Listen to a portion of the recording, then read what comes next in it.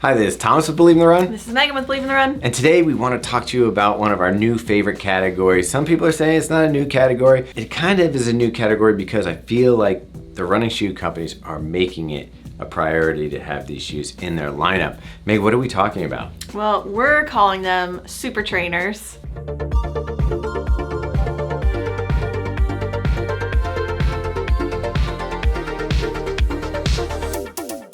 I guess other people would call them tempo shoes, speed day shoes, shoes that you train in that aren't for race day, but that are a little bit speedier and have some of those key performance features that you find in a race day shoe.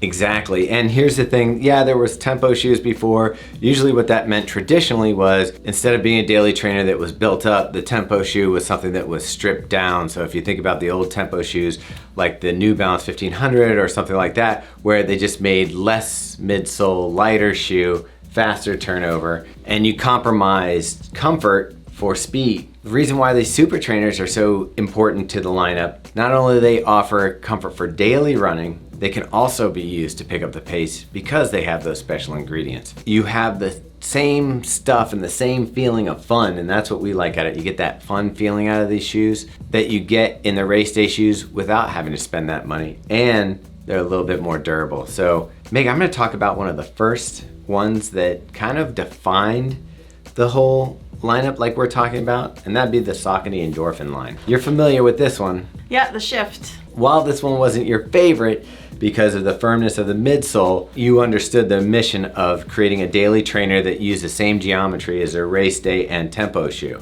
Yeah, and I mean, I didn't dislike it that much. It is a little on the firmer side. Like we're talking about, this whole line of the Endorphin line, it made complete sense. And then when you moved up and they had a tempo shoe called the Endorphin Speed. Meg, what was in this shoe that made it more like a race day shoe? So you had a plate, not a carbon fiber plate, I believe, a plastic plate, and it was just bouncier and more fun, like a race day shoe. Yeah, it had a similar foam to the Pro, but it was just dialed back a little bit. And what was really interesting about this one, it kind of signaled this whole genre of shoe, that people started using this as their daily trainer. And more people were like, I just love running all my runs in this, than I think what Saucony intended, which was this to be a speed work, speed day shoe, training, and then you would throw on the race day shoe, the Saucony Pro. So this shoe is what they wanted you to be running in on race day. It's lighter, they slimmed down the upper, they put the bouncy foam in here, they put the carbon plate, they put, all of them have the speed roll, so you're used to daily training the shift, speed work in the speed, and then you would put this on. They're pretty much locking you into an entire roundup of shoes. Yep. They're actually not the first person to kind of think of this. When we talk way back, and I think this is probably the most important shoe in the history of recent running shoes, the Vaporfly. When this bad boy came out, it changed everything. People have been chasing this shoe even now. Yeah. Up to this day. This was the gold standard, and it was only supposed to be good for 200 miles. So Nike put out the Zoom Fly, which to me was a big disappointment. It was firm, Yeah. It didn't feel good, and it looked like, if you saw them, you didn't know which one was which. They didn't make a little more built up upper on this one. So not the Zoom X foam, not the carbon fiber plate. It was a stiff shoe. It just was a little disappointing. Next round, you had, and I don't have an Alpha Fly 1 here in the office today, but I do have the Alpha Fly 2, and the Tempo was supposed to be the training partner to that. What did you think of the Tempo, Meg? It wasn't as bad as the Zoom Fly, but it still wasn't amazing. I think the difference in these was, here's how the race day shoe felt, Yeah. and then way down low is how the training partner felt. This one does have Zoom X, but it also has the regular foam here in the heel, and it just didn't feel the same, even though the weight's not that much difference. Mine was 8.4 ounces in the Tempo, and I think that like the Alpha Fly 1 is around 8.2.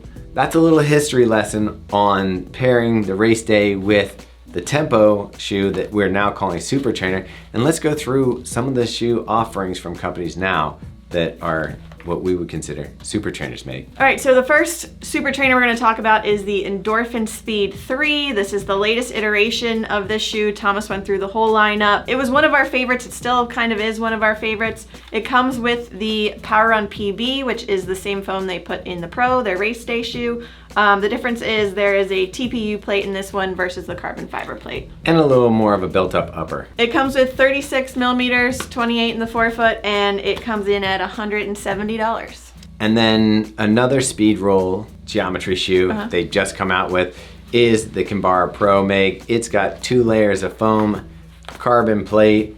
So where the speed was missing the carbon plate, the Pro gets it, but it gets a downgrade on the bottom foam. Well, so what's interesting is there's actually all of their foams in this one. So you have the Power Run, the Power Run PB, and then the Power Run Plus is the sock liner. So they're throwing it all into this one. It's 42 millimeters in the heel, so even more than your typical race day shoe in terms of stack. It's a little bit more built up in the upper than your Kinvara. I'm unsure of where this would really fall into your shoe lineup. I guess it does work as a super trainer like we're talking about. I'm not sure why you would choose it over the Endorphin Speed, other than if you are a huge Kinvara fan. But that's the weird thing, it has nothing in common with the Kinvara, really, other than the name. The feeling though, like when Meg's talking about, I'm not sure where it fit in, it's not as soft and bouncy as a very high stack shoe you'd expect.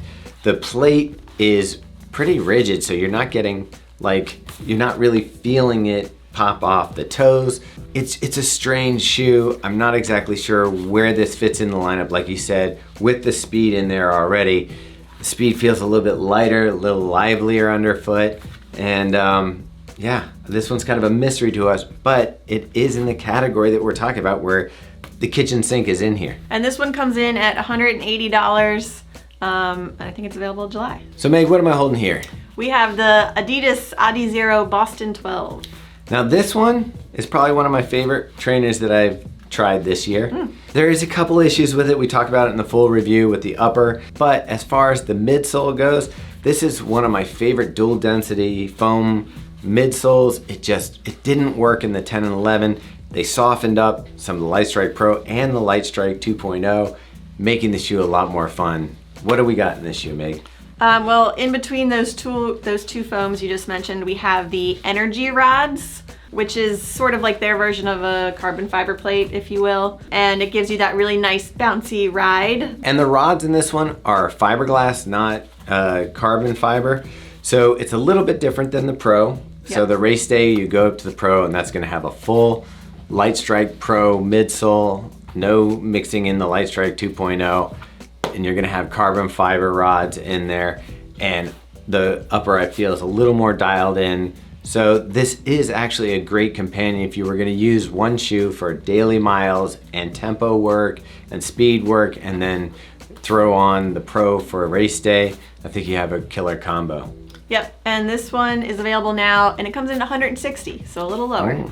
All right, so the next super trainer in our lineup is aptly named the Super Comp Trainer. This is V2, so we talked about V1 a lot last year. This is the update to it, which we were all a bit nervous about, but we're loving it so far. Yeah, and you can watch the full review again on our YouTube channel for all the details on this. But Meg, what are you getting in this shoe that makes it a super trainer? So you get just about to that 40 millimeter stack height. You have a new formulation of the fuel cell, which is a little bit lighter and a little less dense than the previous one. A little bouncier feeling. And a little bouncier. You get that carbon fiber plate sandwich in here, and you have like a really nice structured upper. So again, back to that daily training feel in the upper with some of those key performance features in the midsole. Yeah, where this one excels is those longer runs where you need that little extra pop. And what we found with the plate, it just gives you enough sensory feedback to give you that kind of like lean forward feeling. It's got something called energy arc is what they are calling it as a marketing term.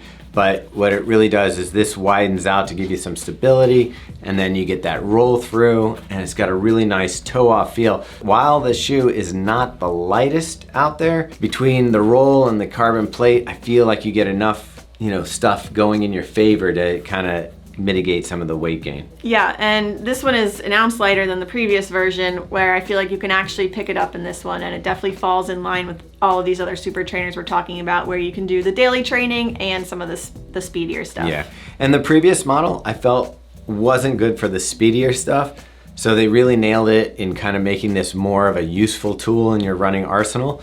There's still fun in the original version. Like if you like that bouncy, squishy feeling that was kind of a little bit wild, a little unique, the V1 is still a fun shoe to run in. We just felt like this one got closer to what I think they were intending it to be, which is a training partner for race day.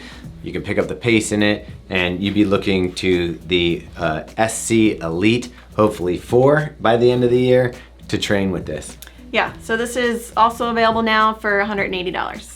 All right, the next one we got here is the ASICS Magic Speed 3. Now, while we didn't like the first 2 versions of this shoe, they really did a nice job putting the Fight Foam Blast Plus, you like that?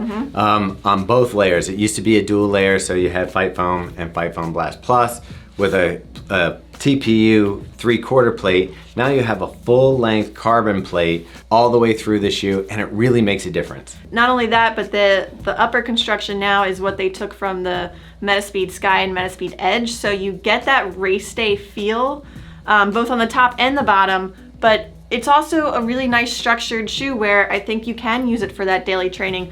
But this one, I would say, in terms of our super trainers, this one falls into the speedier category. Like this one, you want to pick up the pace. It's light, it's fun. It's hard to hold back. It's hard to hold back, and I think this is one where I would maybe do less of my daily training, more of my speed work. So it's 36 millimeters in the heel. Obviously, you know, I want to see that 40 plus because you can do it, why not? That Flight Foam Blast Plus is so soft, and paired with that carbon fiber plate, I think you get that really nice cushioned feel that you can accomplish without the major stack. Yeah, I definitely feel like if you're a light, efficient runner, this could be used as your daily trainer for sure. This isn't for that person who can't hold back. Like if you're one of those people that goes out and you're like looking at your watch and you want to be running faster paces all the time, this shoe's not going to help you because you're going to be trying to drop the hammer. Yeah. That one, real quick, is available now, $160. All right. So this one, Meg, doesn't have the carbon plate, but you're still calling it a super trainer? I'm calling it super trainer because it uses that turbo foam and loads of it. You were talking about stack a second ago. This is the ASICS Super Blast. What makes this a super trainer? So you've got over 40 millimeters of stack like you're talking about. You have this turbo foam, which is what they use in their race day shoes. That's the Metaspeed Sky, Metaspeed Edge. It's super light. Like it is a big shoe, but it is very, very light. So while you don't get that propulsion from a carbon fiber plate or a TPU plate, you do get a bounce from this foam, and also because it's so light, I feel like you can just kind of roll. While it doesn't have a plate, you can see it's not that flexible. Yeah. So like it's not, you're gonna get that rigidity that you get from a plate, plus the wide stance of the shoe. Stable. It's pretty stable. It's a fun shoe. It feels good. Your legs aren't beat up after you're running it. I really feel like this one excels again on that long, slow distance or the training run where you want to pick up paces during your long run, but you don't want to be in a plated shoe the whole time because you want your feet to feel good afterwards. This shoe can do that for you. So this one is also available now, but it'll cost you a little bit more at $200. So Meg, just in case you don't want the Boston 12 and you want something even more high stacked, which I know you always do, this one fits in a weird spot because I consider it a race day shoe, but a lot of people use it recreational and use it for like a daily trainer. I think for myself, I'd rather run in this kind of recreational than race day. What am I talking about? So you've got the ADIDAS Prime X Strung. Yeah, for me, this one is not race day. It's a little bit on the heavier side, but well-deserved. We've got a stack height close to 50 millimeters here. There's the energy rods. You've got carbon fiber ones in this. It's a very, very fun, bouncy shoe. Not the most stable, and like I was saying, not the lightest, so I don't know that this is that really fast shoe, but it's fun. It is fun, and it's gonna be tempting to race in it. I know that Kafuzi was tempted and ran Boston in his Prime X Strung. I think he kind of wished he was wearing the Pro instead that day. It's fun, it bounces, you got all this light strike. I've run a 12-mile race in it, had a really good result for myself. but I do think that there are lighter options. This one's fun because as you come through that stride, you do get that bounce and it does have a ton of energy return. But I would put this in the non-race day, more daily trainer fun. Like, when do you pull this out? When I need some motivation to get out the door, when my legs feel tired, any of those. But not even on your speed days. Never on a speed day. Yeah, you usually use these almost like a recovery day shoe. Yep. What do we have here, Meg? We have the PUMA Deviate Nitro 2. Okay, what makes this shoe so much fun? It has a plate, it's got some bouncy foam, but it's wrapped in a daily trainer upper, similar to the shoes we're talking about. Yeah, you've got this nitro foam in this one with this carbon infused plate. It is just a fun shoe, and a lot of people use this strictly as a daily trainer. It's a little on the heavier side. Yeah. And it fits like a glove. This is a really nice fitting shoe, runs really well. You're gonna have fun in this, and I think that people can use this for race day if you're not like, you know, super concerned with racing and pacing and all that stuff. This shoe is the do-it-all shoe. Yeah, so it's good for those easy everyday runs. Like you were saying, I think you can definitely pick up the pace in this one. That carbon plate gives you a nice pop. And yeah, it can pretty much do it all. And not to forget, PUMA grip. And of course, we love the PUMA grip, so very durable. You'll get lots of miles out of this one. Yeah, and this one would obviously pair with the Deviate Nitro Elite. Yeah. But for me, the Elite just doesn't have enough foam for race day, where that might be like if I was like, you gotta pick a PUMA to race in. Might be this one. I think it might be this one. All right, so this one is also available now, $160. If you had to pick one super trainer tee, what would be your pick? If you'd asked me a little while ago, it'd definitely be the Super Blast. I'm kind of torn, and it's so close, it's by hairs. It just depends on my mood of the day. Might go with the SE Trainer V2, but I wouldn't be disappointed if I ended up here in a PUMA or in the ADIDAS Boston 12. I really love a lot. All right, Meg, one shoe we don't have here that I do want to talk about because we're really excited about it is the Hoka Mach X. We love the Mach. Now you're talking about putting PB in it and throwing a plate in it. Sounds good to me. I mean, the last time they put PUMA in a shoe was the race day shoe, the Hoka Rocket X2, and we freaking loved that. So bring on the Mach. Freaking loved it. Bring on the Mach X, Hoka, and also, where is it? So we'll be giving you more details on that one, but we feel it fits into this super trainer category, so we wanted to mention it. We'll probably have it by the time this is published, and we'll be like, why didn't we just wait a week? We don't have it right now. Here we are. And here we are. Without it. So that wraps everything up. So if you want to see all the reviews of these shoes, they're up on believeintherun.com or here on YouTube, so you can check them all out. And you can also subscribe to our weekly email, which will get you all the stuff that happens in a week here. So you're going to get our podcast, our YouTube channel, our written reviews, all in one space so you can know what's going on, plus events.